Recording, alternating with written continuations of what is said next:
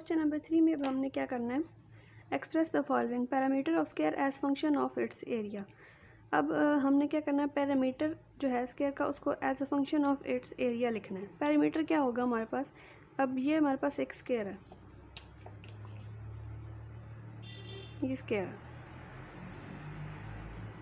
अब स्केयर की 4 sides equal होती है, तो इसलिए इनकी सारी साइड्स जो है ना वो एक्स ही रहेंगी, एक्स की इक्वल करते हैं हम इनको।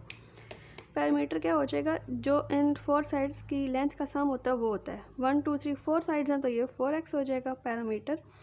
और इसने क्या बोला, function of its area. Area क्या होता है स्केयर का, एक्स स्केयर। वो इसलिए क्योंकि लेंथ इंटू विड्थ होता है, तो इनकी लेंथ विड्थ जो है वो सेम है, तो ये x into x x square हो जाएगा। अब यहाँ से एक्स की वैल्यू निकालें, इसके ऊपर स्केयर दोनों साइड्स पे स्केयर रूट ले लें, तो ये क्या हो जाएगा, X is equal to square root of A. इसको आप पैरामीटर में पुट कर दें, एक्स की जगह आपने इसकी एक्स की वैल्यू पुट कर देनी है, तो ये हमारे पास क्या आएगी, पैरामीटर 4 स्क्वायर रूट ए। ये अब हमें बताता है कि पैरामीटर जो है वो एरिया का फंक्शन है।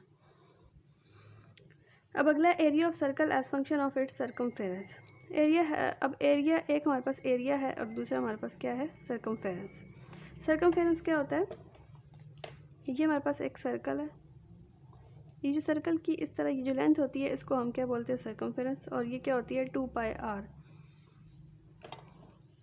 और सर्कल का क्या एरिया होगा, पाई आर स्क्वायर, और सर्कमफेरेंस क्या होगा, 2 पाई आर। अब आपने यहाँ पे अगर आप आर को एक्स की इक्वल कर लेते हैं, तो यहाँ पे क्या होगा, A is equal to pi X square, और यहाँ पे सर्कमफेरेंस क्या होगा, 2 पाई एक्स। देखिए अब यहाँ पे हमारे पास जैसे हमने यहाँ पे x की वैल्यू इसमें पुट किया, इस तरह से हमने यहाँ पे x की वैल्यू पुट करनी है। यहाँ से आप x की वैल्यू निकालें, x की क्या वैल्यू होगी, अब ये 2 पाई यहाँ पे आके डिवाइड हो जाएगा, c बाई 2 पाई हो जाएगा। एरिया में आप इसको पुट कर दें, पाई और x की जगह क्या आएगा, c बाई 2 पाई का स्क्वायर।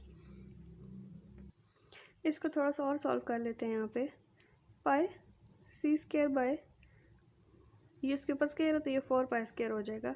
ये वाला पाई इस एक पाई से कैंसिल हो जाएगा और इसका क्या आंसर आएगा, c square by 4 pi. Area हमारे पास as a function of its circumference जो है वो हमारे पास क्या आएगा, c स्क्वायर बाय 4 पाई। अब अगला क्या है, volume of cube at the function of its area of its base.